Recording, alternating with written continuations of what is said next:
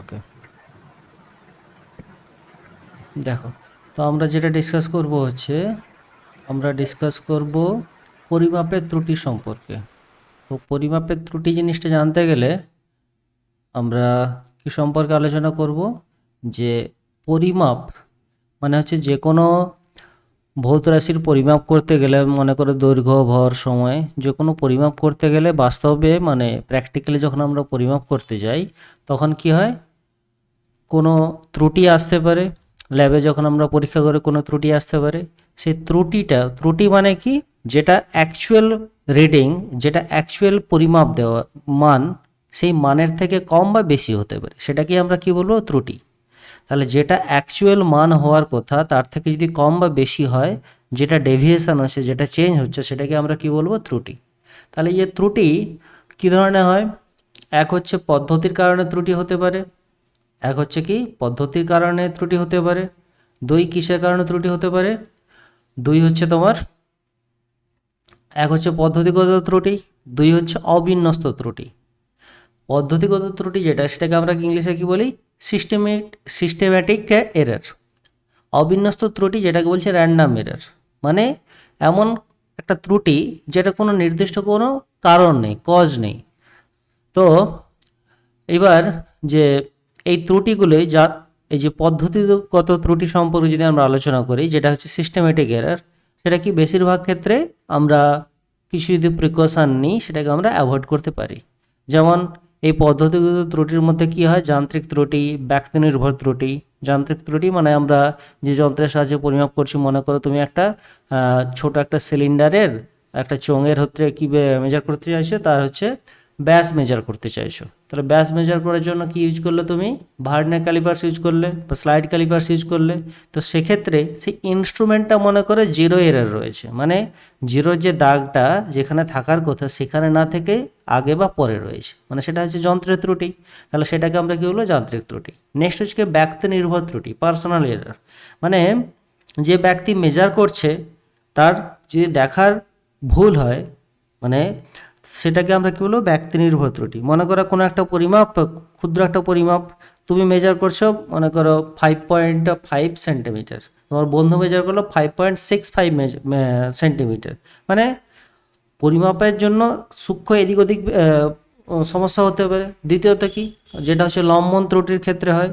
মনে করো কোনো একটা পরিমাপ করতে গেলে তোমাকে কী করতে হয়, ইনস্ট্রুমেন্টের উপর লম্বভাবে চোখকে রাখতে হয়। যদি লম্বভাবে না রাখি, আমি যদি সাইড থেকে দেখি, তাহলে আমরা অ্যাকুরেট মেজার পাবো না, সেটা হচ্ছে কি ব্যক্তি নির্ভর ত্রুটির মধ্যে পড়ে।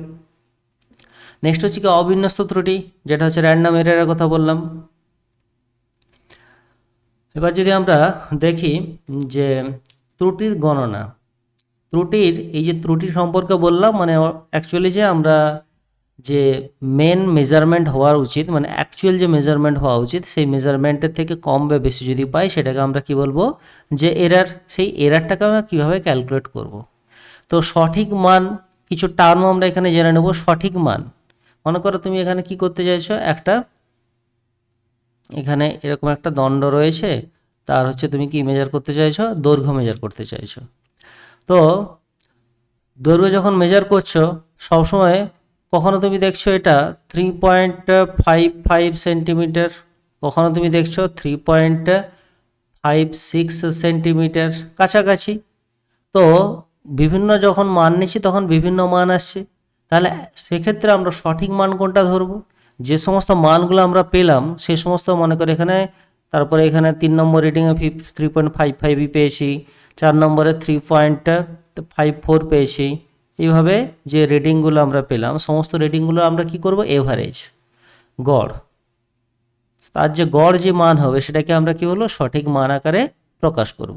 মানে যে সমস্ত মেজারমেন্ট করলাম সেই সমস্ত মেজারের যে গড় হবে সেটাকে আমরা সঠিক আকারে কনসিডার করব। কখন কনসিডার করব, যদি তোমার কোনো কোশ্চেনে বা নিউমেরিক্যালি যদি আমার সঠিক মান দেওয়া না থাকে, শুধুমাত্র বলে দেওয়া আছে মেজার এইভাবে করা হলো, যে মানগুলো এইভাবে আসছে, তাহলে সেটার অ্যাকুরেট মান বা হচ্ছে অ্যাকচুয়াল মান বা ট্রু ভ্যালু, সেটাকে আমরা কি কনসিডার করব। এই ইংলিশগুলোর টার্মগুলো একটু ভালো করে মনে রাখতে হবে। তো অ্যাকচুয়াল বা ট্রু ভ্যালু বা সঠিক মান আমরা তার গড়টাকে সঠিক মান আকারে প্রকাশ করব। তাহলে এক্ষেত্রে মনে করে একটা পরিমাপ করতে গেলে কোনো একটা ভৌত রাশি পরিমাপ করছি, তাকে n বার ধরে পরিমাপ করছি, বিভিন্ন মানগুলো x1 x2 xn পর্যন্ত পাচ্ছি। তাহলে এখানে আমরা তার গড়, যে কোনো গড়কে আমরা এখানে উপরে বার সাইন দিয়ে প্রকাশ করি। তাহলে এখানে x বার ইকুয়াল টু কী হয়ে যাবে, x1 plus dot dot xn পর্যন্ত ডিভাইডেড বাই n। তো নেক্সট যদি আমরা ত্রুটি সম্পর্কে আলোচনা করি, ত্রুটি হচ্ছে কি, যে এখনই কথাটা বললাম, মানে যেটা হচ্ছে অ্যাকচুয়াল ভ্যালু বা ট্রু ভ্যালু তার থেকে যদি ডেভিয়েট করে, মনে করে এখানে অ্যাকচুয়াল ভ্যালু আমরা যদি এখানে দেখি, মনে করে এটার গড় আমার কত দাঁড়াচ্ছে 3.55, ক্যালকুলেট করে দেখা যাবে, কিন্তু এখানে আমি জাস্ট বলছি মনে করো 3.55 এটা হচ্ছে কি অ্যাকচুয়াল বা true value, actual or true value. তাহলে এই যে অ্যাকচুয়াল আর ট্রু ভ্যালু থেকে যতটা ডেভিয়েট করছে, মানে মনে করো যে যখন আমরা পেয়েছিলাম 3.56, তাহলে এই যে আমরা এখানে বলবো 0.01 সেন্টিমিটার, এটাকে কি বলবো ওই রিডিংয়ের ক্ষেত্রে, এই রিডিংয়ের ক্ষেত্রে এরার কোনটা বলবো 0.01। তো এইটা হচ্ছে ত্রুটি। তো এইভাবে ত্রুটিটাকে, মানে ত্রুটিটা আমার বেশিও হতে পারে আবার কমও হতে পারে, সেই জন্য এখানে আমি ত্রুটিকে কী দ্বারা প্রকাশ করা হয়, এখানে আমরা কোনো বইতে দেখবে এ দ্বারা প্রকাশ করা হয়েছে ত্রুটিকে, এখানে প্রকাশ করা হয়েছে এপসিলন দ্বারা।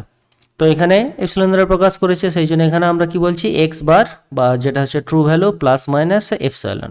তো এইভাবে আমরা যে রিডিং যেটা, মানে গণনার যে পরিমাপ যেটা, মনে করি এই যে পরিমাপ যেটা কি হলো আমার 3.56, তো এটাকে আমি কীভাবে প্রকাশ করব, যে অ্যাকচুয়াল ভ্যালু কোনটা 3.55, তার সাথে আমি যেটা হচ্ছে এরারটাকে অ্যাড করে দেবো 0.01, তাহলে কি পেয়ে যাচ্ছি অ্যাকচুয়ালি, যে আমরা সেই পরিমাপটা পেয়ে যাচ্ছি। তো এক্ষেত্রে এটা বেশি হতে পারে কম হতে পারে, সেই জন্য এক্ষেত্রে বেশি হয়েছিল প্লাস দিয়েছি, কোনো ক্ষেত্রে আবার কম আসতে পারে, সেই জন্য মান মাইনাসও হতে পারে।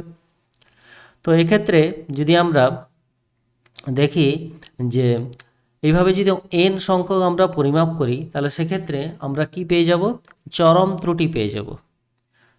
তো এক্ষেত্রে দেখতে পাচ্ছ এর ক্ষেত্রে যে x1 পরিমাপের ক্ষেত্রে, মনে করো x1 পরিমাপের ক্ষেত্রে আমার যে ত্রুটিটা কি এলো, আমার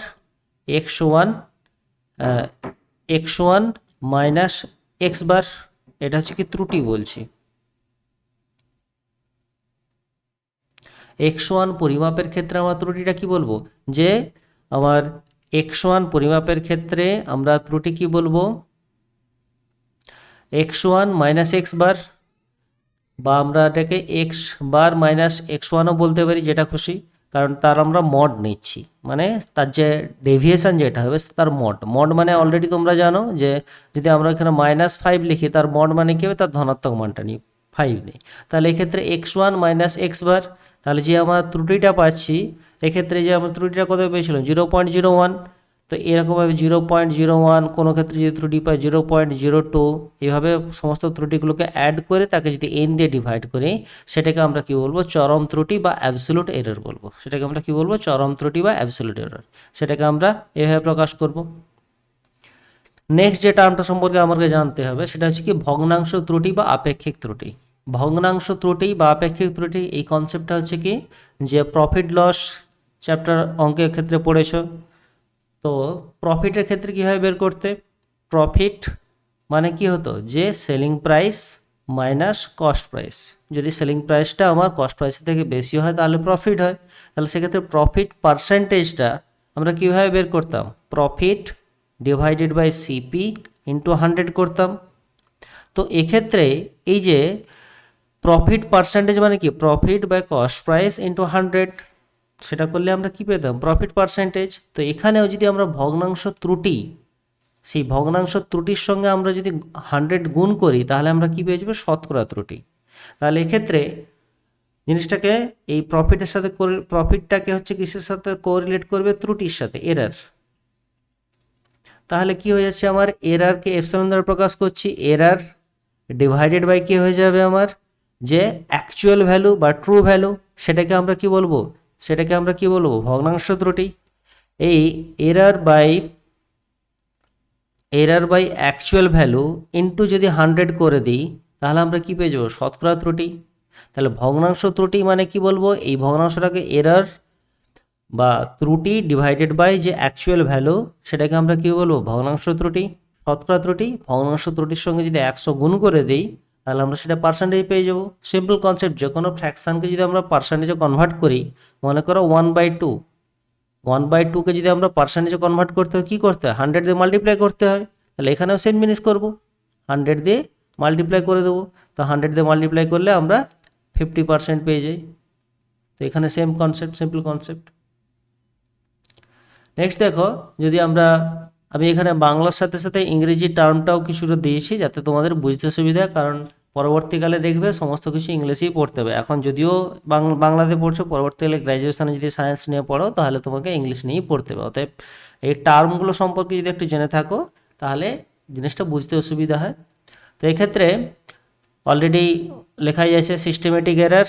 এরার দু ধরনের হবে, এক হচ্ছে সিস্টেমেটিক এরার, দুই হচ্ছে কি র্যান্ডাম এরার। সিস্টেমেটিক এরারটার মধ্যে আমার কি আসতে পারে, instrumental error, experimental error, personal error. তো এক্ষেত্রে যেটা আমরা এখানে আলোচনা করলাম যে লিস্ট কাউন্ট এরার, এই জিনিসটাকে একটু মনে রাখতে হবে। লিস্ট কাউন্ট মানে কি বলেছিলাম, যে কোনো ইনস্ট্রুমেন্টের, যে কোনো যন্ত্রের সাহায্যে আমরা ন্যূনতম যে পরিমাপ করতে পারি সেটাকে আমরা কি বলে, লিস্ট কাউন্ট। তাহলে এই যে লিস্ট কাউন্টের জনিত যে এরার আসবে সেটাকে আমরা কি বলবো, লিস্ট কাউন্ট এরার। তাহলে এখানে দেখতে পাচ্ছ, least count error is the smallest value that can be measured by instrument, occurs with random and systematic error. তো এই যে লিস্ট কাউন্ট এরার যে হয় সেটা কার আন্ডারে আমরা ফেলতে পারি, এটাকে র্যান্ডাম অ্যান্ড সিস্টেমেটিক এরারের মধ্যে আমরা এটাকে রাখতে পারি। তো এই যে লিস্ট কাউন্ট এরারটা কি, it is the smallest value that can be measured by instrument. Next হচ্ছে কি অ্যাবসোলিউট এরার। অলরেডি এর সম্পর্কে আমরা এখানে ডিসকাস করলাম যে অ্যাবসোলিউট এরার মানে কি, সমস্ত এরারগুলোকে আমরা অ্যাড করে দেবো, দিয়ে সেটাকে হচ্ছে কি আমরা এন দিয়ে, মানে এন সংখ্যক যদি আমার টার্ম থাকে এন দিয়ে ডিভাইড করে দেবো, যেটা হচ্ছে কি এক্ষুনি আমরা দেখলাম যে চরম ত্রুটি। এই যে অ্যাবসোলিউট এরার এখানে দেখতে পাচ্ছ। নেক্সট হচ্ছে কি রিলেটিভ এরার, মানে হচ্ছে ভগ্নাংশ ত্রুটি। এই যে এখানে দেখতে পাচ্ছ ফ্র্যাকশনাল বা রিলেটিভ এরার। নেক্সট যদি দেখো যে এখানে পার্সেন্টেজ এরার, মানে কি বলবো, যে আমার রিলেটিভ এরারকে যদি আমি 100 দিয়ে মাল্টিপ্লাই করি তাহলে আমরা কি পেয়ে যাবো, পার্সেন্টেজ এরার।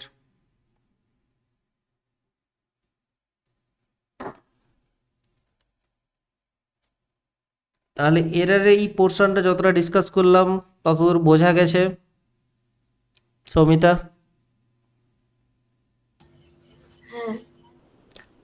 প্রিয়াঙ্কা? আচ্ছা, নেক্সট দেখো যে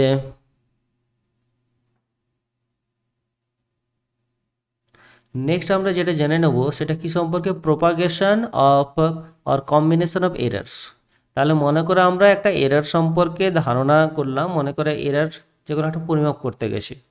তো ফান্ডামেন্টাল যে ফিজিক্যাল কোয়ান্টিটিগুলো আমরা কি হয়, লেন্থ, মাস, টাইম, আরও যে এটা হচ্ছে fundamental physical quantity. Derived physical কোয়ান্টিটিরও যদি আমরা মেজার করি, মনে করো আমরা বলের পরিমাপ করছি, বা হচ্ছে কি কোনো কৃতকার্য পরিমাপ করছি, ক্ষমতার পরিমাপ করছি, বা ইলেকট্রিসিটি সম্পর্কে যদি পোটেনশিয়াল ডিফারেন্সের সম্পর্কে আমরা ক্যালকুলেশন করছি, কারেন্টের মেজার করছি, রেজিস্ট্যান্সে মেজার করছি, তো যে কোনো ক্ষেত্রে আমার কী হয়ে যাবে, তার এরার আসতে পারে।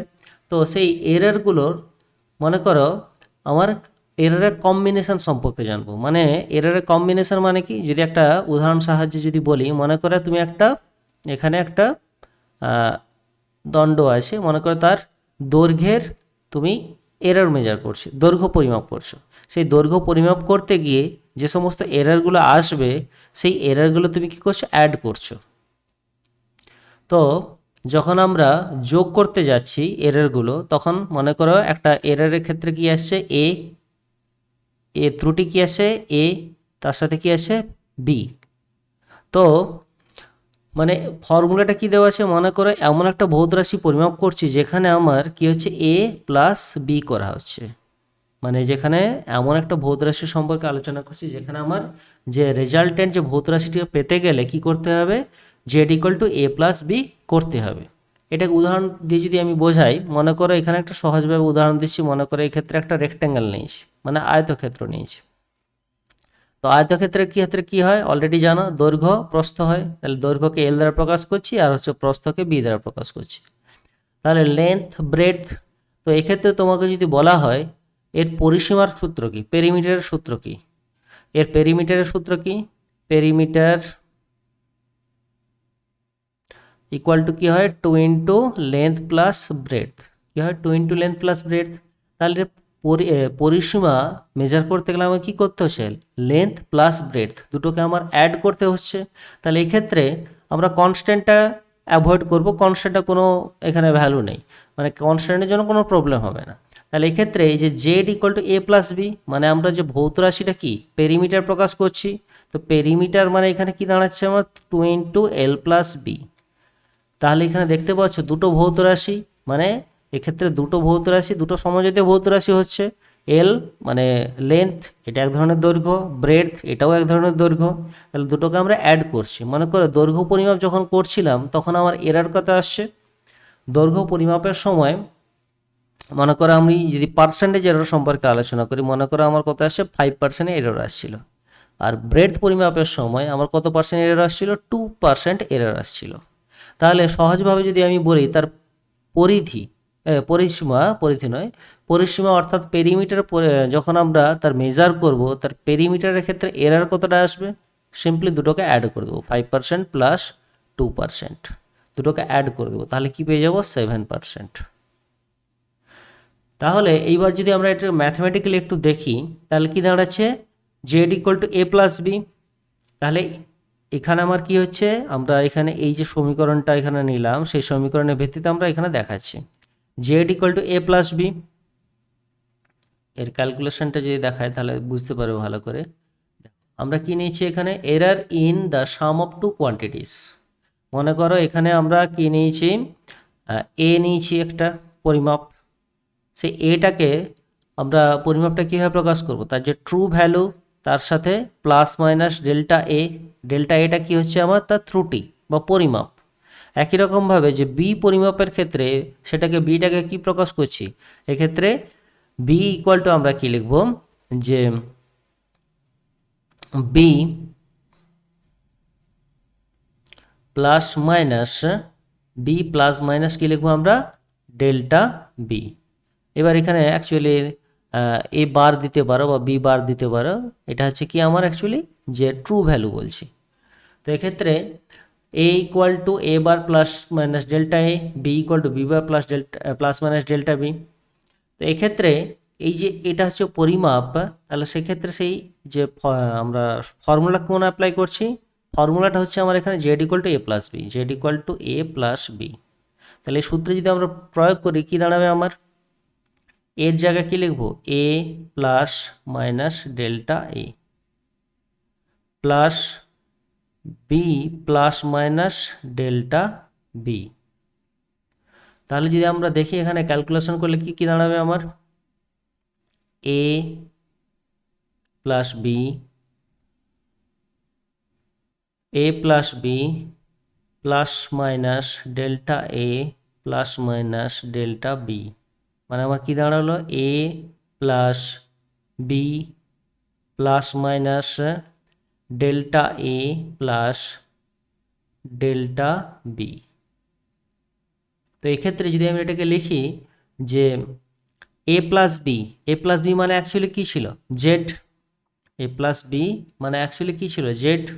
বা এটাকে তাহলে আমরা কি লিখছি, A plus B equal to আমার কী দাঁড়াচ্ছে, যে Z plus minus delta A plus delta B, delta A plus delta B. তাহলে এই যে Z plus minus delta A plus delta B, এটাকে যদি আমরা ডেল্টা জেড আকারে প্রকাশ করি তাহলে এটাই কি হচ্ছে, জেডের মান প্রকাশ হয়ে যাবে। মানে এটাকে যদি আমরা এভাবে দেখাই তাহলে বুঝতে সুবিধা হবে যে জেড হচ্ছে কি, Z equal to A plus B. তো সেখান থেকে আমরা কি পেয়ে গেলাম, যে Z equal to Z plus minus delta Z. তো এখান থেকে যদি আমরা কম্পেয়ার করলাম তার মানে অ্যাকচুয়ালি কি পেয়ে গেলাম, যে ডেল্টা জেড ইকুয়াল টু কি পেলাম, delta A plus delta B. এখানে একটা জিনিস মনে রাখতে হবে, এই যে এখানে টেবিলে যা কিছু এরর সম্পর্কে আমরা দেখাচ্ছি এগুলো সবই কি হচ্ছে ম্যাক্সিমাম এরর সম্পর্কে আমরা আলোচনা করছি, মিনিমাম এরর নয়। তাহলে ম্যাক্সিমাম পসিবল এরর মানে যে সর্বোচ্চ যে আমরা এরর পাবো, মানে এখানে দেখতে পাচ্ছ যে এখানে প্লাস মাইনাস হচ্ছে delta A plus delta B. তো এক্ষেত্রে মাইনাস মাইনাস পরেরটার ক্ষেত্রে দেখতে পাবে মাইনাস আসবে, তো মাইনাসটাকে আমরা অ্যাভয়েড করে প্লাসটাকে কনসিডার করব। তো যোগের ক্ষেত্রে তো এক্ষেত্রে এমনভাবে দেখতে পাচ্ছ যে আর ভৌত রাশিটা কী ছিল যে Z equal to A plus B, তাহলে তার মেজারমেন্টের ক্ষেত্রে এররটা আমার কী হয়ে যাবে, জাস্ট অ্যাড হয়ে যাবে, ডেল্টা জেড ইকুয়াল টু কী হয়ে যাবে, delta A plus delta B. তো এখানে যদি টেবিলের ক্ষেত্রে দেখি আমরা কী পেয়ে গেলাম, Z equal to A plus B, তো সেক্ষেত্রে ডেল্টা জেড মানে হচ্ছে অ্যাবসোলিউট এরর কী আসবে তার, delta A plus delta B. তো এরপর যদি আমরা দেখি রিলেটিভ এরর, সহজ জিনিস, রিলেটিভ এরর মানে কি বলবো, যে অ্যাবসোলিউট এরর ডিভাইডেড বাই যে অ্যাকচুয়াল ভ্যালু বা ট্রু ভ্যালু। তো সেটাকে আমরা কী বলবো, ডেল্টা জেড মানে কি পেলাম এখানে, delta A plus delta B by Z মানে যেটা হচ্ছে কি আমার অ্যাকচুয়াল ভ্যালু বা ট্রু ভ্যালু, সেটা কি হচ্ছে আমার এ প্লাস বি। তাহলে এখানে আমরা কী পেয়ে গেলাম, রিলেটিভ এরর মানে হচ্ছে delta A plus delta B divided by A plus B. এবার যদি বলি পার্সেন্টেজ এরর, তাহলে এই পার্সেন্টেজ এররের সাথে আমরা কি পেয়ে যাব, এর সাথে যদি 100 মাল্টিপ্লাই করে দিই তাহলে আমরা কি পেয়ে যাব, পার্সেন্টেজ এরর পেয়ে যাব। তাহলে পার্সেন্টেজ এররকে আমরা এইভাবে প্রকাশ করছি, এটা হচ্ছে প্লাস। তো একই রকমভাবে ডিফারেন্স মানে হচ্ছে যখন আমরা এমন একটা ভৌত রাশি প্রকাশ করছি যেখানে কি হচ্ছে এ মাইনাস বি, মানে জেডকে হচ্ছে কি এ মাইনাস বি আকারে প্রকাশ করা হচ্ছে, তাহলে সেক্ষেত্রেও আমার যে ত্রুটিটা কিভাবে আসবে, এখানে দেখো Z equal to A minus B, তাহলে জেড ইকুয়াল টু কী হচ্ছে এ মাইনাস বি, আবার এ ইকুয়াল টু আমরা কী কনসিডার করব, A plus minus delta A, B equal to B plus minus delta B. তাহলে এখানে যদি আমরা পুট করে দিই একই জিনিস কি পেয়ে যাব, এর জায়গায় কী লিখব, A plus minus delta A minus B plus minus delta B bracket. তাহলে এখানে কি চলে আসবে আমার A minus B plus minus delta A, আর এখানে মাইনাস ছিল এখানে প্লাস মাইনাস, তাহলে মাইনাস প্লাস কী হয়ে যাবে, মাইনাস হয়ে যাবে, আর মাইনাস মাইনাস প্লাস হয়ে যাবে। তাহলে এখানে আমরা কি লিখবো, মাইনাস প্লাস ডেল্টা বি লিখবো। এবার দেখো যে এ মাইনাস বি এটাকে আমরা ব্র্যাকেটের মধ্যে যদি রাখি, এ মাইনাস বি এটাকে যদি আমরা ব্র্যাকেটের মধ্যে রাখি, এ মাইনাস বি আর কি হচ্ছে আমার plus minus delta A minus plus delta B. তাহলে কি পেয়ে গেলাম আমরা, যে এ মাইনাস বি মানে হচ্ছে কি, অলরেডি আমরা এখানে দেখেছিলাম এ মাইনাস বি মানে কি হচ্ছে যে জেড, তাহলে Z plus delta Z plus minus delta A minus plus delta B. তাহলে এই যে জেডকে আমরা কীভাবে প্রকাশ করব, Z plus minus delta Z, তাহলে এই ইকুয়েশান আমরা জেড ইকুয়াল টু এটা পেয়ে গেলাম, আবার জেড ইকুয়াল টু এটা হয়, তাহলে এখান থেকে আমরা যদি কম্পেয়ার করি ডেল্টা জেড মানে কি পেয়ে যাব, যে ডেল্টা এ এখানে মাইনাস প্লাস দেওয়া আছে মাইনাস প্লাস ডেল্টা বি। আমি এখানে কি বললাম যে আমরা ম্যাক্সিমাম এররটা কনসিডার করব, মানে মাইনাস হলে দুটো এরর যদি মাইনাস করি তাহলে সেটা মিনিমাম হয়ে যাবে, তো দুটো যখন প্লাস করবো তখনই আমরা এরর ম্যাক্সিমাম পাবো। তো এক্ষেত্রে আমরা ম্যাক্সিমাম এরর সম্পর্কে কনসিডার করছি, তাহলে এখানে কোন সাইনটা কনসিডার করবো, প্লাস। তাহলে কি লিখবো, delta Z equal delta A plus delta B. তাহলে এখানে আমরা দেখলাম যে ম্যাক্সিমাম এররের ক্ষেত্রে যখন ফিজিক্যাল কোয়ান্টিটিটা কীভাবে থাকবে, Z equal to A plus B আকারে থাকবে, সেক্ষেত্রে আমার এররটা কী হয়ে যাবে, delta Z equal to delta A plus delta B. যখন আমার Z equal to A minus B আকারে থাকবে সেক্ষেত্রেও আমার কী হয়ে যাবে, যে দুটো জাস্ট অ্যাড হয়ে যাবে। এতদূর পর্যন্ত বোঝা গেল সৌমিতা? প্রিয়াঙ্কা বোঝা গেছে? আচ্ছা, কোনো কোশ্চেন থাকলে অবশ্যই করবে। আচ্ছা, তাহলে একই রকমভাবে দেখো, তাহলে প্লাস মাইনাসের ক্ষেত্রে আমরা এররটা কীভাবে ক্যালকুলেট করতে হবে বুঝে নিলাম। নেক্সট হচ্ছে কি মাল্টিপ্লিকেশান। তো মাল্টিপ্লিকেশানের ক্ষেত্রে মানে এখানেও সেম জিনিস, জেড ইকুয়াল টু আমরা কি বলছি, জেড ইকুয়াল টু কী বলছি, এ ইন্টু বি। তো সেক্ষেত্রে Z equal to A into B যদি আমরা দেখাই, তাহলে সেক্ষেত্রে তার অ্যাবসোলিউট এররটা কীভাবে আসবে দেখিয়ে দিচ্ছি। তোমাদের অ্যাকচুয়ালি এই যেহেতু তোমাদের সেমিস্টার সিস্টেমে কোনো কিছু প্রুভ করতে আসবে না, ডেরিভেশন আসবে না, কিন্তু ডেরিভেশনটা কেন দেখাচ্ছি যাতে তোমরা ভালোভাবে বুঝতে পারো। কারণ দেখবে যদি আমি সহজভাবে যদি বলি যে এ প্লাস বির হোল স্কোয়ার কীভাবে আসছে, এ প্লাস বি ইন্টু এ প্লাস বি, সেটাকে গুণ করতে অ্যাকচুয়ালি আসছে। তো সেই জিনিসটা তারপর তুমি ধীরে ধীরে মনে রাখছো, সহজভাবে মনে রাখছো, এটা বারবার ইউজ হচ্ছে, কিন্তু কোথা থেকে আছে জিনিসটা যদি মনে রাখো তাহলে জিনিসটা কনসেপ্টটা ক্লিয়ার থাকবে এবং কোনো সমস্যা হবে না। কারণ ফিজিক্সের ক্ষেত্রে দেখতে হবে প্রচুর সূত্র আছে, সেই সূত্রটা কোথা থেকে আসছে সেই ডেরিভেশনটা না জানলে ইন্টারলিঙ্ক করতে পারবে না এবং মনে রাখতে পারবে না। সিমিলারলি ম্যাথামেটিক্সের ক্ষেত্রেও। তো এক্ষেত্রে মাল্টিপ্লিকেশনের ক্ষেত্রে কী হচ্ছে, A cross B equal to A delta B plus B delta A, এইভাবে আসবে। কীভাবে আসছে সেটা দেখাচ্ছি, ক্যালকুলেশনটা জাস্ট একটু দেখো। তো এক্ষেত্রে Z equal to A B মানে এ ইন্টু বি, তাহলে সেক্ষেত্রে জেড ইকুয়াল টু কী বলছি, এ বি। তাহলে এ ইকুয়াল টু আমরা কি পুট করে দেবো, A plus minus delta A into কী করব, B plus minus delta B. তাহলে এখানে যদি গুণ করি আমরা কি পেয়ে যাব, এ বি প্লাস মাইনাস, এখানে গুণ করছি, তাহলে A B plus minus B delta A, B দিয়ে গুণ করছি পুরোটাকে, তারপরে ডেল্টা বি দিয়ে গুণ করব, তাহলে কি পেয়ে যাব, বি ডেল্টা এ। নেক্সট যদি আমি এটা দিয়ে মাল্টিপ্লাই করি কি পেয়ে যাব, plus minus A delta B plus minus delta A delta A delta B plus minus delta A delta B, delta A into delta B. তাহলে এখানে দেখতে পাচ্ছ আমরা যেটা পেলাম কি, A B plus minus B delta A plus minus A delta B plus minus delta A into delta B. এবার এই যে ইকুয়েশন যেটা আমরা পেলাম সেটার জেড ইকুয়াল টু এইভাবে পেলাম। এবার জেডকে আমরা কীভাবে প্রকাশ করতে পারি, জেডকে আমরা প্রকাশ করতে পারি Z plus minus delta Z আকারে প্রকাশ করতে পারি। তাহলে এখানে কি পেয়ে গেলাম আমরা, যে A B plus minus A delta B plus minus B delta A plus minus delta A dot delta B. তো এইবার যদি বোথ সাইডকে মানে লেফট হ্যান্ড সাইড আর রাইট হ্যান্ড সাইড বোথ সাইডকে যদি আমরা কি জেড দিয়ে যদি ডিভাইড করে দিই, জেড জেড মানে কি হচ্ছে, আমরা A B, left hand সাইডকে Z দিয়ে ডিভাইড করবো, রাইট হ্যান্ড সাইডকে এ বি দিয়ে ডিভাইড করবো, কারণ দুটোই তো সেম জিনিস, দুটোকে সেম জিনিস দিয়ে দুটো সাইডকে ডিভাইড করে কোনো সমস্যা নেই। তাহলে এখানে যদি ডিভাইড করে কি আসবে আমার, one plus minus delta Z by Z equal to কি পেয়ে যাবো, এ বি দিয়ে ডিভাইড করছে এটাকে, তাহলে এখানে one plus minus delta B divided by A delta B divided by A B, মানে এটা কেটে যাবে, নিচে কি আসবে বি, একই রকমের plus minus B delta A divided by A B, মানে বিটা কেটে যাবে, এখানে কি আসবে delta A divided by A, plus minus কি আসবে এক্ষেত্রে, প্লাস মাইনাস কি আসবে delta A by A dot delta B by B. এবার যদি আমরা এখানে দেখি ডেল্টা এ বাই এ, এটা কি আসবে, একটা ফ্র্যাকশান মানে ভগ্নাংশই তো আসবে, কারণ এটা ছোট, ডেল্টা এ ছোট আর এ হচ্ছে বড়, তাহলে এই ফ্র্যাকশানটা এই যে ভগ্নাংশটা সেটা কী হবে, লেস দেন ওয়ান। এখানেও যে ডেল্টা বি বাই বি এটাও ভগ্নাংশটা কী হবে, লেস দেন ওয়ান।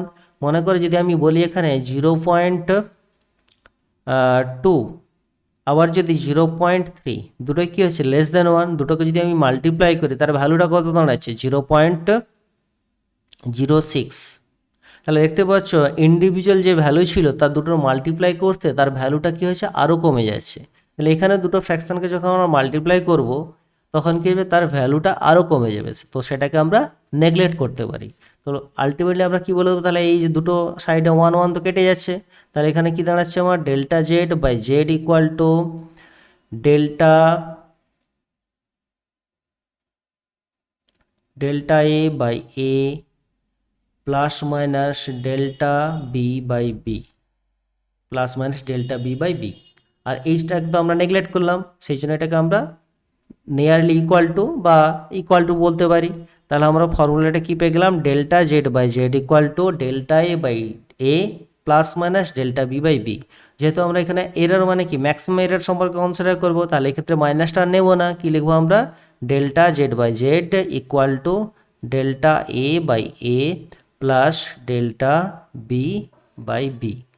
তাহলে এখানে একটা জিনিস যদি খেয়াল করে দেখো, অ্যাডের ক্ষেত্রে কি ছিল, delta Z equal to delta A plus delta B. অ্যাডিশনের ক্ষেত্রে এটাই যে জাস্ট ছিল, মানে দুটো এররকে জাস্ট অ্যাড করে দাও, তাহলে হচ্ছে তুমি কি যে জেড ইকুয়াল টু যদি এ প্লাস বি এই ফর্মুলা আকারে হয়, তাহলে সেক্ষেত্রে এটা হচ্ছে অ্যাপ্লিকেবল হয়। কিন্তু এক্ষেত্রে যখন Z equal to A into B হচ্ছে, তার ক্ষেত্রে কোনটা অ্যাপ্লিকেবল, এটা অ্যাপ্লিকেবল হচ্ছে। তো এক্ষেত্রে দেখতে পাচ্ছি এক্ষেত্রে আমরা কি করছি, রিলেটিভ এরর, আর এখানে কি হচ্ছে অ্যাবসোলিউট এরর। তো এক্ষেত্রে ভগ্নাংশ যে ফ্র্যাকশনাল এরর যেটা, আর এক্ষেত্রে অ্যাডের ক্ষেত্রে কি করছি আমরা, যে অ্যাবসোলিউট এররের ক্ষেত্রে। তো এই জিনিসটা কিন্তু মনে রাখবে। তাহলে সেই জন্য আমার এখানে কি আসছে, যে ফ্র্যাকশনের ক্ষেত্রে মাল্টিপ্লিকেশনের ক্ষেত্রে A delta B plus B delta B, এটা হচ্ছে কি অ্যাবসোলিউট এরর।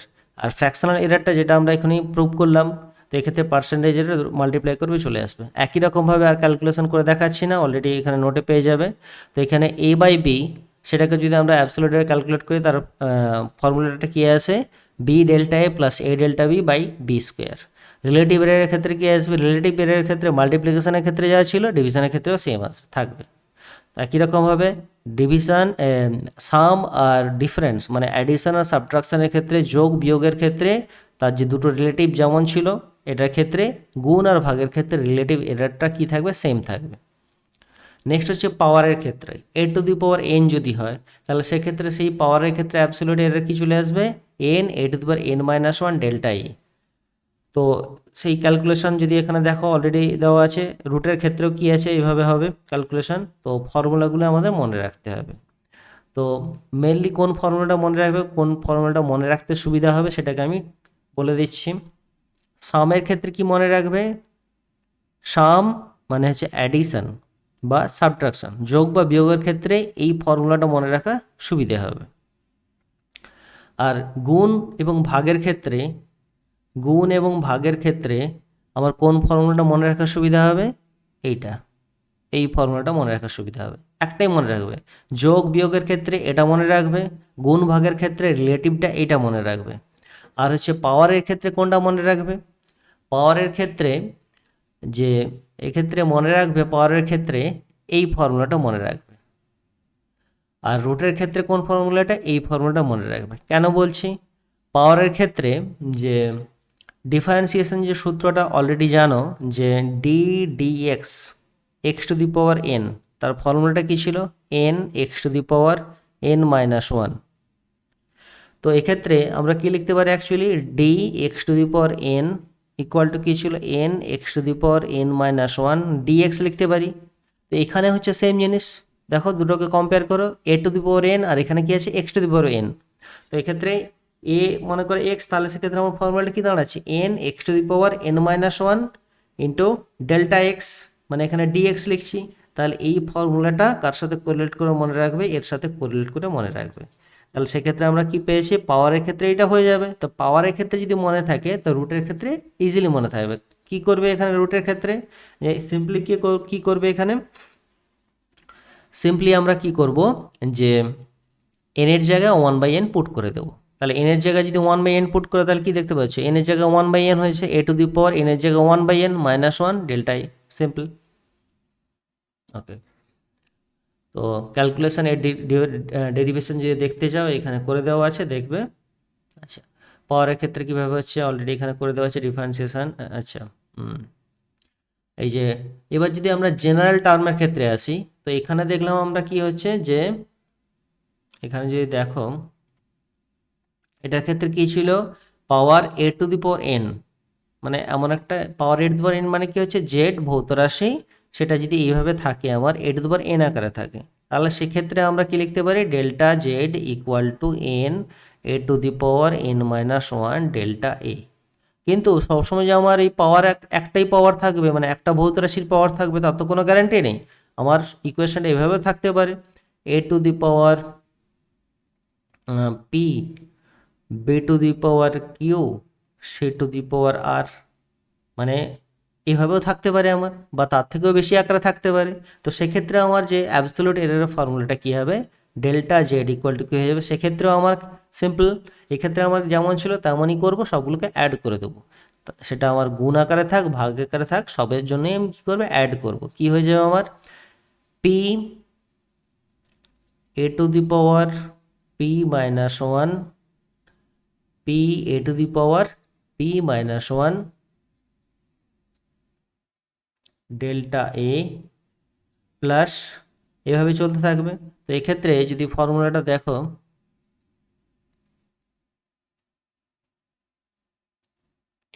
তো এক্ষেত্রে আমরা কি দেখাবো, এক্ষেত্রে তার রিলেটিভটা দেখব, মানে রিলেটিভ যে এরর সেটাকে আকার প্রকাশ করব। ডেল্টা জেড বাই এখানে কি হচ্ছে, Z equal to A to the power B, B to the power A to the power P, B to the power Q, C to the power R. সেক্ষেত্রে আমরা কি বলবো, delta Z by Z equal to P delta A by A plus Q delta B by B plus R delta C by C. তো এক্ষেত্রে যদি দেখো এখানে কি ছিল, এন ডেল্টা এ বাই এ, সহজভাবে এটাও মনে রাখতে পারো পাওয়ারের ক্ষেত্রে, N delta A by A. তাহলে এক্ষেত্রে ডেল্টা জেড বাই জেড কী হয়ে যাবে আমার, এই সূত্রের ক্ষেত্রে কী হয়ে যাবে, delta Z by Z simply এখানে এনের জায়গায় কি করে দাও, এখানে পি করে দাও, P delta A by A plus Q delta B by B plus R delta C by C, simple.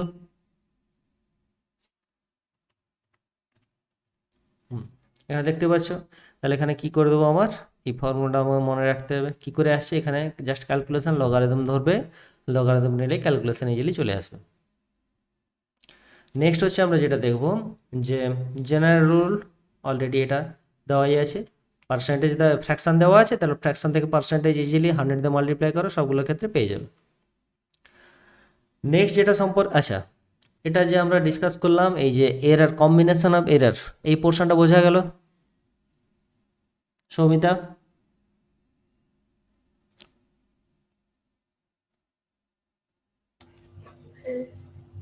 বোঝা গেছে? কোনো ডাউট থাকলে, কোশ্চেন থাকলে অবশ্যই বলতে পারো। হ্যালো, না স্যার। বোঝা গেছে? হ্যাঁ। আচ্ছা,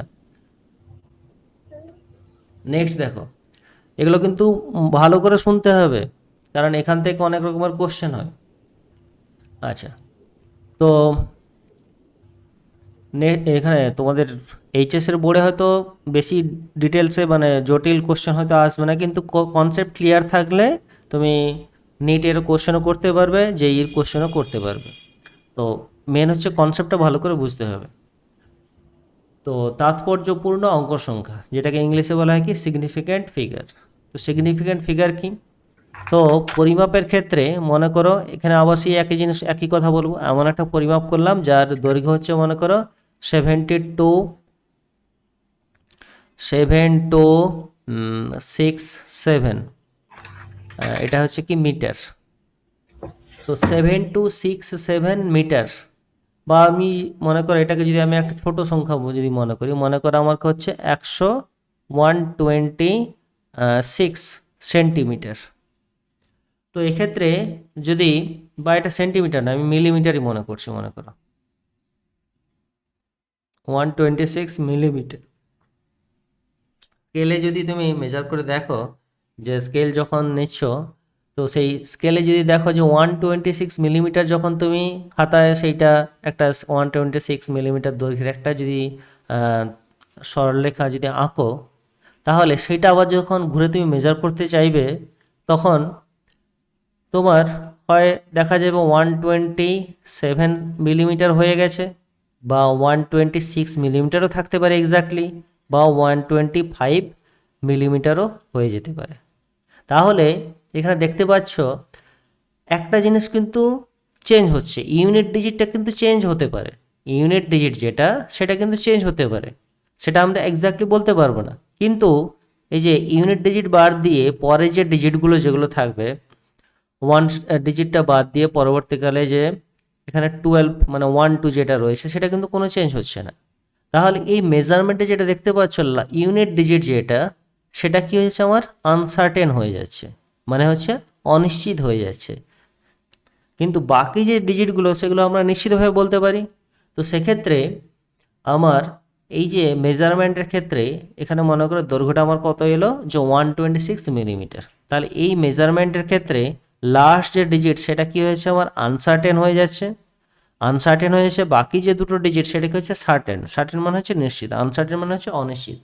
তাহলে আমরা সিগনিফিক্যান্ট ফিগার মানে কি বলবো, যে সার্টেন ডিজিট মানে নিশ্চিত প্লাস অনিশ্চিত ডিজিট, নিশ্চিত প্লাস কটা অনিশ্চিত ডিজিট, একটা অনিশ্চিত ডিজিট, নিশ্চিত প্লাস একটা অনিশ্চিত ডিজিট। সেটা কি হবে ইউনিট ডিজিট, টোটাল যতগুলো ডিজিট থাকবে সেটাকে যদি কাউন্ট করি সেটাকে আমরা কি বলবো নাম্বার অফ সিগনিফিক্যান্ট ফিগার্স।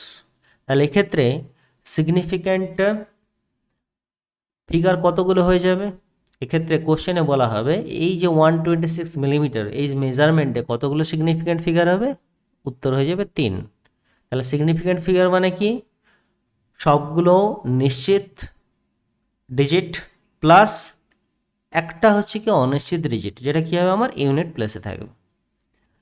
তাহলে কি বলছে, কোনো পাঠ বা ভৌত রাশির মান যে অঙ্কগুলি দিয়ে গঠিত সেগুলির শেষ অঙ্কটি বাদ দিয়ে বাকি অঙ্কগুলি যদি নিশ্চিতভাবে নির্ণয় করা সম্ভব হয়, ওই মানটি বা মানটি যত সংখ্যক অঙ্ক দিয়ে গঠিত হয় সেটিকে তার তাৎপর্যপূর্ণ অঙ্ক সংখ্যা বলা হয়। তাহলে তাৎপর্যপূর্ণ অঙ্ক সংখ্যা, আর এই যে তাৎপর্যপূর্ণ অঙ্ক সংখ্যা জানতে গেলে এখান থেকে কোশ্চেন হয় যে তাৎপর্য বিভিন্ন মেজারমেন্ট দিয়ে দেবে, সেখান থেকে তোমাকে বলতে হবে তাৎপর্যপূর্ণ অঙ্ক সংখ্যা কোনটা হবে কত হবে। তো সেই তাৎপর্যপূর্ণ অঙ্ক সংখ্যা পরিমাপ করা কতগুলো রুল আছে, সেই রুল সম্পর্কে আমাদের একটু জানতে হবে। প্রথম রুলে কি বলা হচ্ছে, এখানে ইংলিশে দেওয়া আছে, তারপরে আবার বাংলায়ও দেখাবো। ইংলিশটা সাথে সাথে নিয়ে যাচ্ছি যাতে তোমাদের বুঝতে সুবিধা হবে এবং পরবর্তীকালে হেল্পফুল হয়।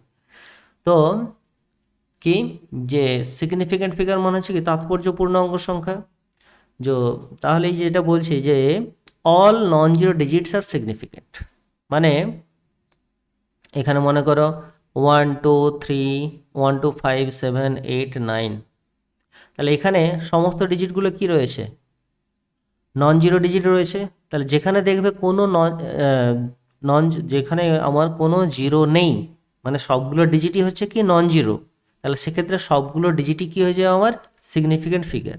তাহলে এক্ষেত্রে আমার 1 2 5 7 8 9 এই যে মেজারমেন্টের ক্ষেত্রে আমার সিগনিফিক্যান্ট ফিগার কত হয়ে যাবে 1 2 3 4 5 6, তাহলে সিগনিফিক্যান্ট ফিগার কত হয়ে যাবে 6। তাহলে আমরা সিগনিফিক্যান্ট ফিগার মানে কি নাম্বার অফ ডিজিট কাউন্ট করব, তাহলে এখানে হয়ে যাবে কত 6।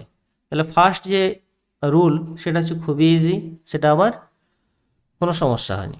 যেমন হচ্ছে এক্সাম্পল এখানে দেওয়া আছে কত 42.3, তাহলে এই মেজারমেন্টে এখানে ডেসিমেল দেওয়া আছে দেখো, তাহলে ডেসিমেল পয়েন্ট মানে দশমিক বিন্দু থাক বা না থাক সমস্তগুলি যদি আমার কি হয় নন জিরো ডিজিট হয় তাহলে আমার কোনো সমস্যা নেই, চোখ বন্ধ করে আমরা জাস্ট ডিজিটটা কাউন্ট করবো বলে দেবো। তাহলে এক্ষেত্রে কত হচ্ছে 42.3, কটা সিগনিফিক্যান্ট ফিগার আছে 3টা। নেক্সট যদি দেখো 243.4, কটা সিগনিফিক্যান্ট ফিগার আছে 4টা, 1 2 3 4, কটা সিগনিফিক্যান্ট ফিগার আছে 4টা। নেক্সট যদি দেখো এক্ষেত্রে 24.123, এটা কটা সিগনিফিক্যান্ট ফিগার আছে 1 2 3 4 5, 5টা। নেক্সট যদি আমরা দেখি a zero become significant figure if it appears between two non zero digits, মানে যদি আমরা বলি এই মেজারমেন্টের ক্ষেত্রে এখানে ক্যালকুলেশনের ক্ষেত্রে যদি দেখি 5.03, এখানে কি বলা আছে a zero become significant figure if it appears between two non zero digits, দুটো নন জিরো ডিজিটের মাঝে সেখানে ডেসিমেল থাক বা না থাক, মানে দুটো এন্ড পয়েন্টে মানে দুটো যে এক্সট্রিম পয়েন্ট দুটো সাইডে, আমার এখানে লাস্ট ডিজিট এদিক থেকে ডান দিক থেকে যদি বাম দিক থেকে যদি দেখি আমার কি হচ্ছে লাস্ট ফার্স্ট ডিজিট হচ্ছে 5, আর এদিকে হচ্ছে ফার্স্ট ডিজিট কি আছে রাইট সাইড থেকে যদি এদিকে আসি লাস্ট ফার্স্ট ডিজিট হচ্ছে 3, মানে দুটো সাইডে এন্ড পয়েন্টে যদি আমার নন জিরো ডিজিট থাকে মাঝে যতগুলোই আমার জিরো থাক না কেন যেখানে থাক না কেন সেগুলো সবগুলোই আমার কি হয়ে যাবে সিগনিফিক্যান্ট ডিজিট হয়ে যাবে, তাহলে সিগনিফিক্যান্ট ফিগার হয়ে যাবে। তাহলে এক্ষেত্রে আমার সিগনিফিক্যান্ট ফিগার কটা হবে 3টা হয়ে যাবে। নেক্সট যদি আমরা দেখি এখানে দেখো তিনটা সিগনিফিকেন্ট ফিগার। নেক্সট যদি দেখো এখানে 5.604, এখানে কি হচ্ছে 1 2 3 4, 4 সিগনিফিকেন্ট ফিগার হয়ে যাবে খুব ইজিলি। নেক্সট যদি আমরা দেখি 4.004, তো এক্ষেত্রে দুটো নন জিরো 4 4 এর মাঝেই রয়েছে, কোনো সমস্যা নেই, এক্ষেত্রে 4 সিগনিফিকেন্ট ফিগার। তাহলে এই দুটো যে রুল খুবই ইজি, এখানে কোনো কনফিউশন নেই। নেক্সট যে আমরা ফর্মুলাতে আসবো, যে হচ্ছে রুলে আসবো, সেটা কি হচ্ছে leading zeros or the zeros placed to the left of the numbers are never significant. Leading zeros or the zeros placed to the left of the number are never significant. Leading zeros or the zeros placed to the left of the number never significant. মানে যে কোনো number যদি মনে করে আমরা এখানে নিই 008, starting হচ্ছে কি আমার 0 দিয়ে, তাহলে এই যে জিরোগুলো এগুলো কিন্তু আমার সিগনিফিকেন্ট ফিগারের মধ্যে আসবে না। তাহলে এই নাম্বারে যদি এভাবে লেখা থাকে 008, তার সিগনিফিকেন্ট ফিগার কত হবে? একটাই হবে। এটা যদি ডেসিমেল দিয়েও যদি প্রকাশ করা হয়, মনে করো যদি তোমার এখানে দেওয়া থাকে কি 0.543, যেটা এক্সাম্পলে দেওয়া আছে, এটা ক্ষেত্রে দেখো 0 দিয়ে স্টার্ট হচ্ছে, তারপর ডেসিমেল আসে, কোনো সমস্যা নেই। তাহলে এই ক্ষেত্রে যে 0 দিয়ে স্টার্ট হচ্ছে, তাহলে সেক্ষেত্রে 0 দিয়ে স্টার্ট হচ্ছে এখানে আমার, তাহলে এই জিরোটাকে আমরা কোনো কাউন্টিং করব না। তাহলে এখানে নাম্বার অফ যে আমার সিগনিফিকেন্ট ফিগার কটা হয়ে যাবে? 1 2 3, কটা হয়ে যাবে? 3টা হয়ে যাবে। নেক্সট যদি আমরা দেখি 0.045, 0.045 এর নাম্বার অফ সিগনিফিকেন্ট ফিগার কটা হয়ে যাবে? দেখো এখানে 0, তারপর ডেসিমেল পয়েন্ট আছে, তারপর আবার 0 রয়েছে। ডেসিমেল পয়েন্টের পরেও যদি 0 থাকে, তাতেও এটাকে আমরা নেগলেক্ট করব, কনসিডার করব না। কারণ কি আমার তার আগে কোনো নন জিরো ডিজিট নেই। তাহলে আমার এক্ষেত্রে সিগনিফিকেন্ট ফিগার কটা হবে? দুটো হবে। নেক্সট যদি আমরা দেখি 0.006, 0.006, তাহলে এর কটা সিগনিফিকেন্ট ফিগার দাঁড়াবে? 0 0 0, তার আগে এর মাঝে বা কোনো নন জিরো ডিজিট নেই, তাহলে এক্ষেত্রে সিগনিফিকেন্ট ফিগার কটা হবে? 1। তাহলে এগুলোকে আমরা কনসিডার করব না। তাহলে এই তিনটে রুল খুব ইজি। নেক্সট যে লাস্টের যে দুটো রুল, এটা হচ্ছে ভিভিআই, এই দুটো ভালো করে বুঝতে হবে। তো ট্রেলিং জিরোজ জিনিসটা কি? যে লাস্টে যে জিরোটা থাকবে, মানে নাম্বারের লাস্টে, ফার্স্টে যে জিরো এটাকে বলবো আমরা লিডিং জিরো। ট্রেলিং জিরো মানে লাস্টে যে জিরোটা থাকবে। Trailing zeros or the zeros placed to the right of the numbers are significant. তো যেমন যদি আমরা এখানে যদি নিই 4.330 নিয়েছি, তাহলে এক্ষেত্রে দেখতে পাচ্ছ 4.330, তাহলে যে 4.330 আমরা নিলাম, এক্ষেত্রে 1 2 3 4, এর সিগনিফিকেন্ট ফিগার কটা হবে? 4টা হবে। সিগনিফিকেন্ট ফিগার কটা হবে? এর 4টা হবে। তার কারণটা কি? কারণটা হচ্ছে এক্ষেত্রে লাস্টে যে জিরো, যেটা হচ্ছে কি ট্রেলিং জিরো, সেটাকে আমরা কিন্তু কাউন্ট করতে হবে। সেটা কত দাঁড়িয়ে যাবে? 4। নেক্সট যদি দেখি 433.00, এক্ষেত্রে কী হবে? 3 2 5, তাহলে কী হয়ে যাবে? 5 সিগনিফিকেন্ট ফিগার। নেক্সট হয়ে যাবে, এবার বলবে যে স্যার যে 4.330, আমরা কি জানি দশমিকের পরে কোনো যত খুশি আমরা জিরো দিতে পারি। তাহলে এটাকে তো আমরা এভাবে লিখতে পারি 4.33000। তাহলে কি আমার এই সিগনিফিকেন্ট ফিগার এখানে কটা বলছিলাম আমরা? 1 2 3 4, 4টা বলছিলাম সিগনিফিকেন্ট ফিগার। এখানে কি তাহলে আমরা বলবো এর সিগনিফিকেন্ট ফিগার 1 2 3 4 5 6, এর সিগনিফিকেন্ট ফিগার কি 6টা বলবো? না, এর সিগনিফিকেন্ট ফিগার আমরা 6টা বলবো না। কোশ্চেনে যেইভাবে বলে দেওয়া থাকবে আমাকে সেইভাবে বলতে হবে। এইখান থেকে যদি একটা জিনিস আমরা দেখি, যে মনে করো এখানে কি রয়েছে তোমার 4 মিটার দেওয়া আছে, তাহলে 4 মনে করো একটা দৈর্ঘ্যের পরিমাপ কোশ্চেনে দেওয়া আছে, দৈর্ঘ্যের পরিমাপ হচ্ছে 4 মিটার। তাহলে এটাকে যদি 4 মিটারকে যদি এক্ষেত্রে আমার সিগনিফিকেন্ট ফিগার কটা হবে? একটা হবে। যদি আমরা বলি এই 4 মিটারকে যদি সেন্টিমিটার প্রকাশ করি, সেটা কত দাঁড়িয়ে যাবে আমার? 400 সেন্টিমিটার। তাহলে কি বলবো আমার এক্ষেত্রে সিগনিফিকেন্ট ফিগার কটা হয়ে যাবে? 3টা হয়ে যাবে। 400, 3টা হয়ে যাবে না, 3টা হবে না। কারণ আমরা কোশ্চেনে যেটা দেওয়া থাকবে সেটাই কনসিডার করব। ইউনিট যদি আমরা চেঞ্জ করি, তাহলে সেক্ষেত্রে কিন্তু আমরা এই জিরোগুলোকে কাউন্ট করব না, মানে ইউনিট চেঞ্জ হলেও আমার কি হবে না, সিগনিফিকেন্ট ফিগার কোনো চেঞ্জ হবে না, এটা মনে রাখতে হবে।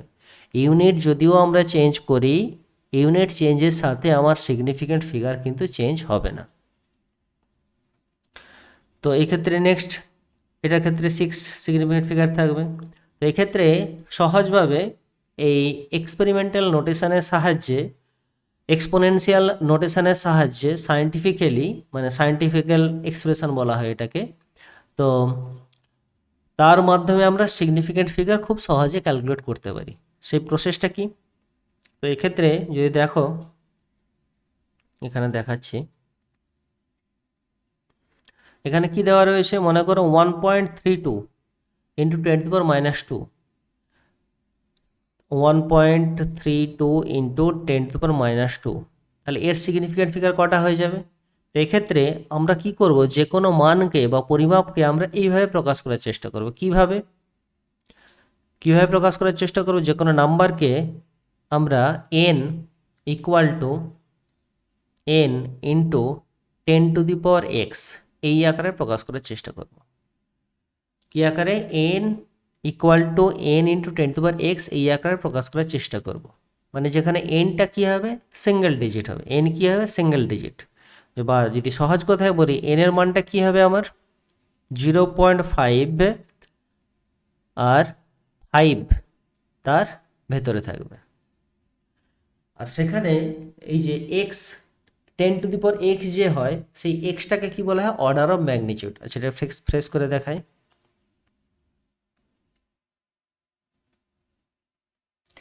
অর্ডার অফ ম্যাগনিটিউড,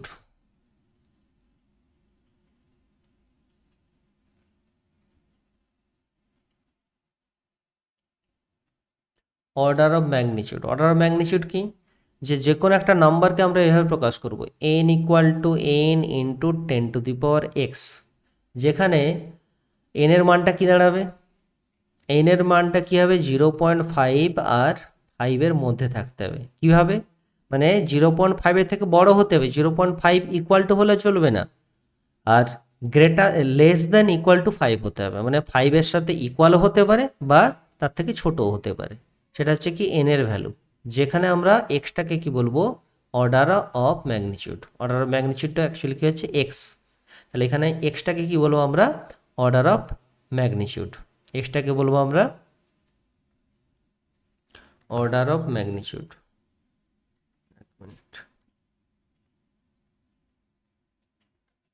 তাহলে সেই এটাকে বলবো আমরা সায়েন্টিফিক নোটেশন। এখানে দেখতে পাচ্ছ 1.32, এই যে 1.32 রয়েছে, এটা অ্যাকচুয়ালি কি, এর ভ্যালুটাও কি রয়েছে, যে দেখতে পাচ্ছ এর ভেতরে লাই করছে, মানে 0.5 অ্যান্ড 5-এর ভেতরে রয়েছে, আর 10⁻²। তো এই যে 10⁻², মানে 10 যত খুশি থাক, সেটা আমার কোনো দেখার কোনো দরকার নেই। তাহলে আমি শুধুমাত্র ফার্স্ট যে পার্ট, মানে স্মল এনটা সম্পর্কে আমরা কনসিডার করব। তাহলে এই যে যদি আমরা দেখি ফার্স্ট পার্ট, মানে স্মল এনটা কত হয়েছে 1.32, তাহলে এর সিগনিফিকেন্ট ফিগার কটা হবে, 3টা। তাহলে এই যে ক্যালকুলেশনের ক্ষেত্রে আমার নাম্বার অফ সিগনিফিকেন্ট ফিগার কত হয়ে যাবে, 3। দেখতে পাচ্ছ 3 সিগনিফিকেন্ট ফিগার। একই রকমের 1.32 ইন্টু 10⁻4 এর কতগুলো সিগনিফিকেন্ট ফিগার থাকবে, 3টে। কারণ এই যে 10⁻4 এটাকে আমরা কোনো কিছু দেখবোই না, অ্যারেঞ্জ করবো এইভাবে, তারপর যে এখানে n equal small n equal to যেটা থাকবে সেটাই আমরা কনসিডার করব। তাহলে কি হচ্ছে 1.32, তাহলে এর সিগনিফিকেন্ট ফিগার কটা হচ্ছে, 3টা।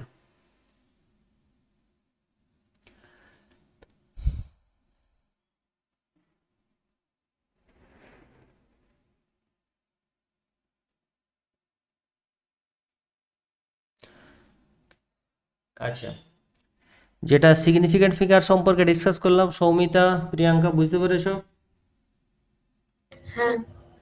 প্রিয়াঙ্কা, হুম। আচ্ছা, এগুলো হচ্ছে কোশ্চেন দেওয়া থাকবে, কোশ্চেন দেবো, সেগুলো যতক্ষণ না করতে পারছো কনসেপ্ট কিন্তু ক্লিয়ার হবে না। এখন বুঝে নিচ্ছ, ঠিক আছে, আমি রেকর্ডিংটাও পাঠিয়ে দেবো। আচ্ছা, পরে একটু এগোবো না বেশি লোড হয়ে যাচ্ছে, বলবো?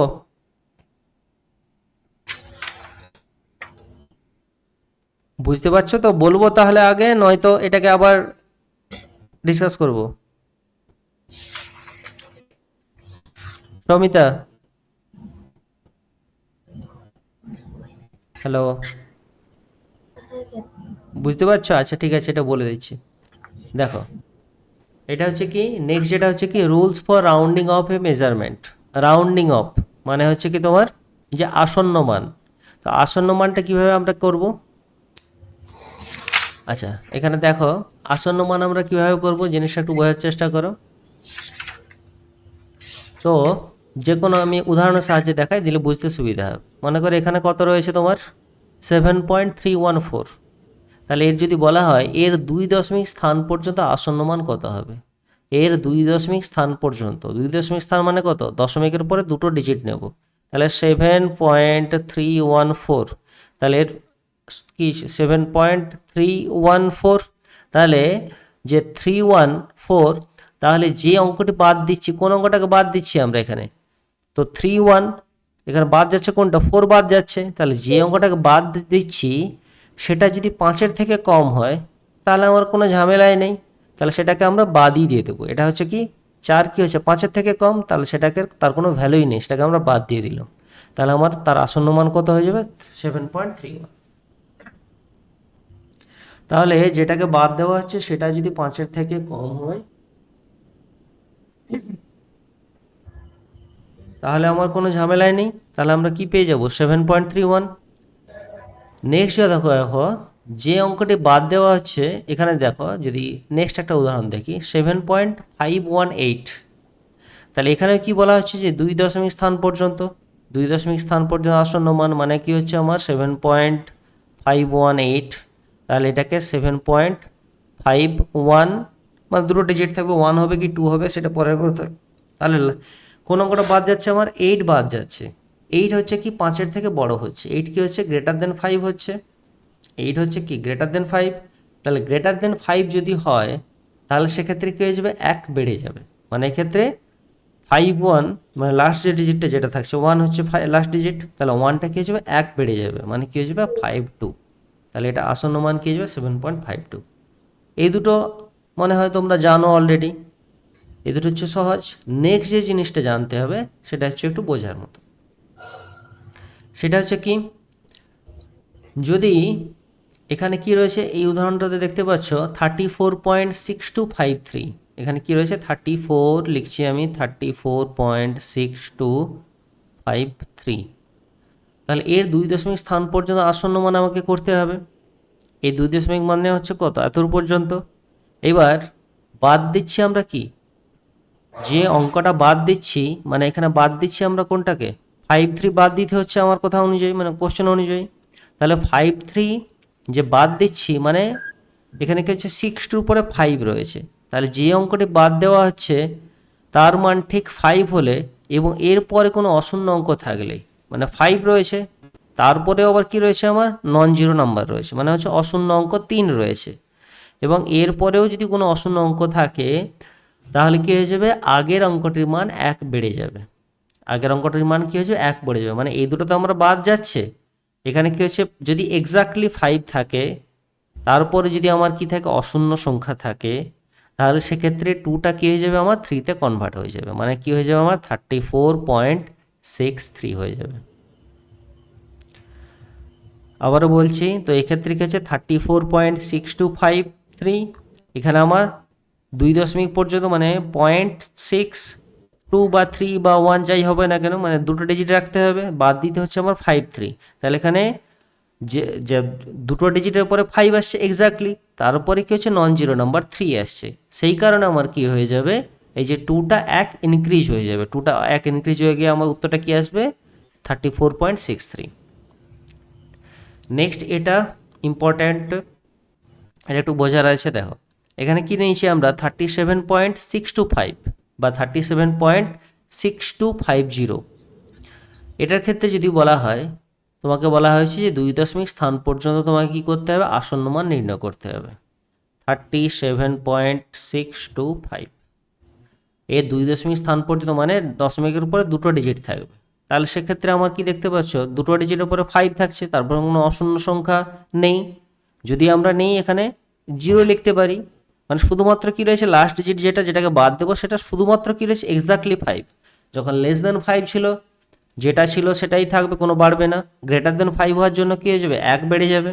আর যদি ইকুয়াল টু 5 হয় তাহলে সেক্ষেত্রে আমার কী হবে, ইকুয়াল টু 5 হলে এই যে ইকুয়াল টু যদি 5 হয় তাহলে কি দেখতে হবে আমার, পাঁচের আগে, পাঁচের আগের যে সংখ্যাটা, পাঁচের আগের সংখ্যাটা এটা যদি আমার কি হয়, ইভেন হয়, মানে হচ্ছে যুগ্ম সংখ্যা যদি হয়, এটা যদি ইভেন নাম্বার হয় মানে যুগ্ম সংখ্যা যদি হয় তাহলে আমার কোনো চেঞ্জ হবে না। মানে আমরা কি লিখবো এটাকে, 37.62, পাঁচটা তো বাদ চলে যাবে কিন্তু কোনো বাড়বে না, কি হয়ে যাবে আমার শুধুমাত্র 37.62 হয়ে যাবে। কিন্তু এখানে যদি আমার এরকমভাবে থাকতো, যেমন এই উদাহরণের ক্ষেত্রে দেখতে পাচ্ছ 37.675 রয়েছে, তাহলে এখানে কি বলেছে, 2 দশমিক স্থান পর্যন্ত আসন্ন করো, 2 দশমিক মানে দশমিকের পরে দুটো ডিজিট থাকবে, তাহলে লাস্ট ডিজিট যেটা সেটাকে হচ্ছে মানে যেটাকে বাদ দিচ্ছে শুধুমাত্র সেটা 5 মানে ইকুয়াল টু 5 হচ্ছে।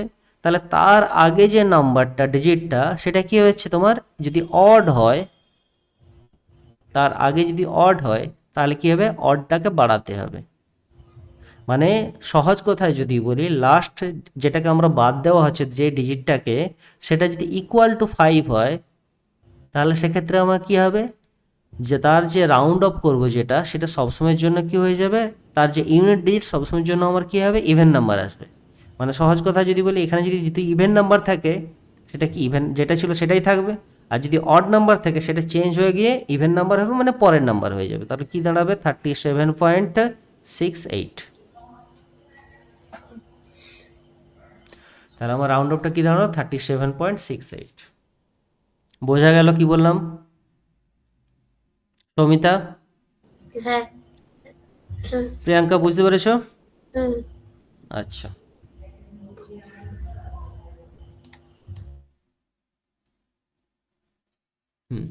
তো এখানে একটা জিনিস আমাদের মনে রাখতে হবে, rules for rounding of A measurement.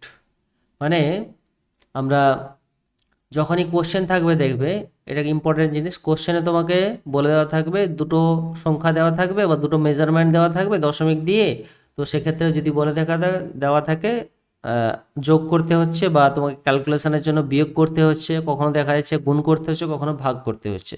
যদি কোশ্চেনেও বলে দেওয়া থাকে ক্যালকুলেট দ্য মেজারমেন্ট কনসিডার, আচ্ছা বাংলায় বলতে হবে তো, মানে পরিমাপ করো যেখানে হচ্ছে আমার কি সিগনিফিক্যান্ট ফিগার বা তাৎপর্যপূর্ণ অঙ্ক সংখ্যার কথা মাথায় রেখে আমরা গণনা করব। তাহলে সেক্ষেত্রে কি হবে, তো মনে রাখতে হবে এখানে যখন আমরা যোগ বা বিয়োগ করব, মনে করে আমরা এখানে কি করছি, এই যে 3.1421 এর সাথে কি অ্যাড করছি, 0.241, তার সাথে কি অ্যাড করছি, তিনটে সংখ্যাকে অ্যাড করছি, 0.09 অ্যাড করছি। তাহলে অ্যাডিশান বা সাবট্রাকশনের ক্ষেত্রে কি মনে রাখতে হবে, এখানে অ্যাডিশান করছি, যোগ করছি, যোগের ক্ষেত্রে আমাকে কি মনে রাখতে হবে, এমনি সিম্পল যেমন যোগ করতে জানি তেমন যোগ করে নেব দশমিকের। কিন্তু ফাইনাল আনসার যখন লিখব তখন আমরা কীভাবে আনসার লিখব, ফাইনাল উত্তর যখন আমরা লিখব তখন আমাদের কি মাথায় রাখতে হবে, এই যে তিনটে ক্যালকুলেশনের তিনটে যে নাম্বার দেওয়া আছে, তিনটে নাম্বারের মধ্যে দশমিকের পরে পরে ন্যূনতম কোন নাম্বারটা সংখ্যা আছে, মানে মিনিমাম ডিজিট কোনটাতে আছে। এই যে দেখতে পাচ্ছ এখানে দশমিকের উপর কটা ডিজিট রয়েছে, 1 2 3 4 চারটা ডিজিট রয়েছে, এক্ষেত্রে তিনটা যে ডিজিট রয়েছে, তারপরটা কত, দুটো ডিজিট রয়েছে। তাহলে এই যে 0.09 এই নাম্বারে কটা ডিজিট রয়েছে, দশমিকের উপরে দুটো ডিজিট রয়েছে।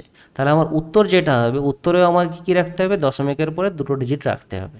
তাহলে উত্তরে যদি আমার উত্তরে এখানে ক্যালকুলেশন করতে আমার কত আসছিলো, 3.4731 আসছিল, তাহলে উত্তরে আমি কি তাহলে লিখে দেবো 3.47, বাকি দুটোকে কিছু না বুঝে বাদ দিয়ে দেবো এমনি, না কিছু না বুঝে বাদ দেবো না। তো সেক্ষেত্রে আমরা কিভাবে বাদ দেবো, অনলি দুটো ডিজিট রাখবো ঠিক আছে, কিন্তু সেটাকে রাউন্ড অফ করার পরে বাদ দেবো। রাউন্ড অফ করার পরে মানে হচ্ছে সেটা আসন্নমান করার পরে সেটাকে বাদ দেবো। তো আসন্নমান কিভাবে করব, অলরেডি আমরা এখনই দেখলাম যে বাদ দিতে হচ্ছে কোন ডিজিটটাকে, 31, মানে এখানে দেখতে পাচ্ছ 7-এর পরে কি 3 রয়েছে, যদি 7-এর পরে আমার 3 থাকে এটা কি আছে আমার লেস দেন 5, তাহলে লেস দেন যদি 5 হয়, অলরেডি আমরা এখানে দেখলাম যদি আমার লেস দেন 5 হয় তাহলে যেটা ছিল আমার সেটাই থেকে যাবে। তাহলে এখানে তো লেস দেন 5 যদি হয় তাহলে যেটা ছিল আমার সেটাই থেকে যাবে, তাহলে এখানে কি রেখে দেবো আমরা 3.47, তাহলে আমার উত্তর কী হয়ে গেল 3.47। তাহলে এটা এই যে কনসেপ্টটা আমরা কার কার ক্ষেত্রে অ্যাপ্লাই করব, যোগ এবং বিয়োগের ক্ষেত্রে, যোগ এবং বিয়োগের ক্ষেত্রে এটা অ্যাপ্লাই করব। তাহলে কি দেখব আমরা, যে ডেসিমেলের ক্ষেত্রে যে মিনিমাম নাম্বার, মানে মিনিমাম ডিজিট, ডেসিমেলের পর, ডেসিমেল মানে হচ্ছে দশমিকের পর মিনিমাম ডিজিট যটা থাকবে যে কোনো ক্যালকুলেশনের মধ্যে, ফাইনাল অ্যান্সারেও আমার মিনিমাম তটাই, মানে ডিজিট তটাই থাকবে দশমিকের পর। কিন্তু গুণ বা বিয়োগের ভাগের ক্ষেত্রে কি হবে, গুণ বা ভাগের ক্ষেত্রে আমরা কি করব, তখন কিন্তু আমরা গুণ বা ভাগের ক্ষেত্রে আমরা কিন্তু দশমিকের পরে কটা ডিজিট আছে সেটা মানে সেটাকে আমরা মেন জিনিস দেখব না, সেটাকে আমরা দেখব না। যেমন গুণ করতে হয় তেমন গুণ করে নেব, মনে করো 51.028 তার সঙ্গে 1.31 গুণ করছি, সিম্পল যেমন গুণ করতে গুণ করে নিলাম। এবার উত্তর লেখার সময় কিভাবে লিখব, এখানে আমরা দশমিকের পরে ডিজিট সংখ্যা কাউন্ট করব না, এখানে আমরা কি কাউন্ট করব, সিগনিফিক্যান্ট ফিগার। মানে এই নাম্বারের ক্ষেত্রে সিগনিফিক্যান্ট ডিজিট কটা হয়ে যাচ্ছে, 1 2 3 4 5, 5টা হয়ে যাচ্ছে। এটার ক্ষেত্রে কটা হয়ে যাচ্ছে, 3টা হয়ে যাচ্ছে। তাহলে যেই নাম্বারের ক্ষেত্রে দুটো 5 আর 3-এর মধ্যে সিগনিফিক্যান্ট ফিগার, মানে 5 আর 3-এর মধ্যে কোনটা কম হচ্ছে, 3 হচ্ছে কম, মানে নাম্বার হিসাবে, মানে 5, এখানে সিগনিফিক্যান্ট ফিগার 5টা রয়েছে, এখানে সিগনিফিক্যান্ট ফিগার 3টা রয়েছে। তাহলে উত্তরে আমাকে সিগনিফিক্যান্ট ফিগার কটা রাখতে হবে, 3টা রাখতে হবে। উত্তরে সিগনিফিক্যান্ট ফিগার কটা থাকবে, 3টা থাকবে। তাহলে এখানে আমার এই ক্যালকুলেশন অনুযায়ী এখানে আমার সিগনিফিক্যান্ট ফিগার কটা হয়ে যাচ্ছে, 1 2 3 4 5 6 7 হয়ে যাচ্ছে, কিন্তু আমাকে উত্তরে 7টা সিগনিফিক্যান্ট ফিগার রাখা যাবে না, কটা রাখতে হবে, 3টা। তাহলে 66 পয়েন্ট, তারপর একটা রাখতে হবে। তাহলে বাকিগুলোকে যদি আমরা ডিলিট করি, তাহলে এইগুলোকে আমাকে কী করতে হবে, রিমুভ করতে হবে। তাহলে সেক্ষেত্রে সেই রাউন্ড অফ কন্ডিশন লাগাতে হবে, মানে আসন্ন মান। তাহলে এখানে দেখতে পাচ্ছ 8-এর পরে 4 রয়েছে, মানে লেস দেন 5 রয়েছে। তাহলে লেস দেন যদি 5 হয় তাহলে আমরা সিম্পলি যেটা ছিল সেটাই লিখে দেবো, এটাকে জাস্ট সিম্পলি নেগলেক্ট করে দেবো, ইরেজ করে দেবো। তাহলে কি পেয়ে যাচ্ছি, 66.8 হয়ে যাচ্ছে আমার উত্তর।